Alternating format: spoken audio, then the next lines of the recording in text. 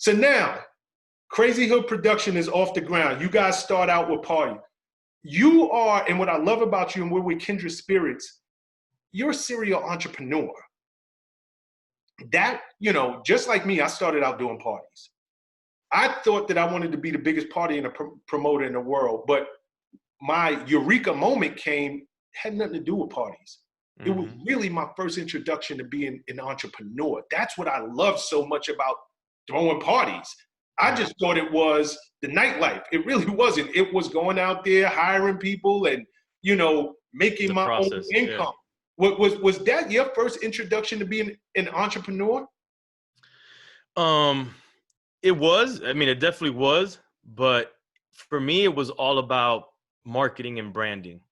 That's what my focus was. It wasn't so much about how do I make money. It was just like I felt that I needed to get seen and I needed the brand to get out there because I saw the long-term vision was that that's what's going to carry us. Once we get notoriety, once people know who we are, then we can move in a bunch of different directions because then we, you know, people know us. You know, we're a name brand and people are going to, okay, they want to hire us for whatever different things that we're offering that we can do. And that's what it was. The parties, the mixtapes, like I can go on and on. Like the drive was constantly marketing the brand. You know, let's talk about that brand for a second. Crazy Hood Productions. Where did it come from? So it was high school. It was the last week of high school or something like that. And I was like, all right, I want to think of a name for my company. And so the word crazy is because I honestly, I've always felt a little bit off kilt mentally, you know, like as a kid mainly, you know, like, you know, whatever, growing pains, you know, didn't have dad in the house, like just normal kid shit. And I just felt like, yeah, I was a little bit off kilt. So I'm like, I'm a little crazy. Maybe, you know, I'm a little crazy. And then hood is, people think it's neighborhood, but it's in school, you know, even though Miami's hot, Miami schools, we have AC pumping. So we go at 6 a.m.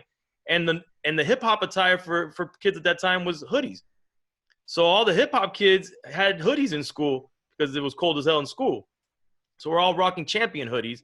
So we would call ourselves hoods, you know, so we were Crazy Hoods.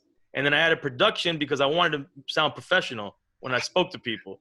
And we're a production company, so it's Crazy Hood Productions. Real nice. Crazy Hood. And I just want to sound professional, so I'm going to just throw production in there. Yeah. Good job.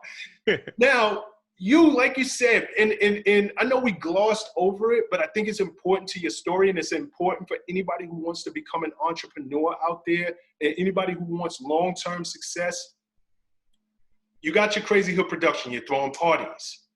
Eventually, at some point, you start DJing. You're doing these mixtapes. Yep. And you have this amazing marketing and promotion company that you started that has worked for, you know, you and I have worked together for many, many years. Yeah. You know, you were my marketing arm in Miami. All right. Can we go back just a little bit and touch on the mix? I want to follow your evolution because people think this is easy. People think it happens overnight. People think that when they see somebody like yourself, a DJ EFN who is now a household name, he just came out of nowhere. It just happened for him. It was easy. Can we focus just on the journey of the mixtapes, the DJing, coming out of that, the marketing company? You spoke about the marketing and branding early. Like, let's talk about your journey for a second. So, you know, I always wanted to be a DJ for sure. That's what I gravitate towards in hip hop, you know, was just always seeing the DJ. It called me, you know, and Jazzy Jeff, Terminator X, Dre. I mean, I can go on and on with DJs that inspired me. So when I finally was able to get turntables, I started to do mixtapes. And what it was is I started looking around to the DJs in my city. And I'm like, what void can I fill in my city? What can I do here and represent the city? And I saw, you know, at this time, Cal is now in Miami. He's killing it on Mix 96 on the radio. We got DJ Epps killing it in the clubs at the time. And we got other guys mainly doing clubs and underground radio. But nobody was really going heavy on the mixtapes. And we're getting all these mixtapes from New York. And we love those mixtapes, but those mixtapes don't represent us in terms of like, we want all the same music, but what do I get out of hearing shout out to Brooklyn and Queens when I live in Miami? You know, like I wanted something to represent us and also have some of our artists represented. Because remember, at that time, commercial radio isn't playing hip hop yet. So there's not many outlets for our local artists to be on. So I said, all right, I'm going to do mixtapes. And I'm going to try to do the same quality that these other mixtapes DJs are doing out of New York and LA. I want to give the same quality. So if you had a choice and you're looking, it looks the same. It just happens to be from your city. And that's what I did. And I used to drive. I sometimes forget this, but me and my boys used to just jump in my car with just enough money for gas. And I used to drive up the East Coast to buy records. Because in order to compete with those mixtapes, I needed to have records either at the same time that they were putting them on their mixtapes or damn near around the same time. Correct. So that's the only way I could go and find white labels was by traveling. You know, I wasn't getting serviced yet by the record labels. And that wasn't even like maybe even a thing yet. It was just about to, it was starting around that time. So I drove up the East Coast all the way to New York, stopping at different record stores, buying records, come back down. And by the time I got here, those records weren't out yet, put them on my mixtape. And it's at least around the same time that those mixtapes are getting down here with those same records. So now you have a choice and it's the same quality, damn near the same exclusives. But I'm repping the city. And then that's how that whole mixtape journey started. Yo, you're dropping so many gems, and I want to highlight because you're talking, and I don't want to gloss over this good stuff. Number one, you said you're looking at the game. You're a DJ. You love it. You always knew you wanted to be a DJ. You always knew you wanted to get into that space. Right. But I can't just jump in this space. I have to look for an opening. I have to be clear. Where's the white space? Where's the void? Where is a place that I can fit in? I'm still DJing. I'm still doing what I love. But what is going to be my lane? How do I separate myself?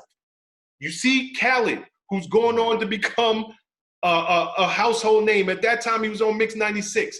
You see people like Epps, who's a legend in Miami, killed the club scene for years. And you're like, they have those other two avenues. Bingo, I got it. Nobody locally is killing the mixtape scene. That's where I'm going to fit in. So I love that. And then the second thing, which I didn't know, you just said I used to drive up to the East Coast. Yeah, all the East Coast, yep. Driving from Miami to New York, that ain't going from the Bronx to Brooklyn. No. That's not going down the block. So your level of commitment to your craft, your level of commitment to, I need to do what it takes to stand out and win. That's 24 hours up, and that's 24 hours back. Yep. These are the things that people need to do to be successful.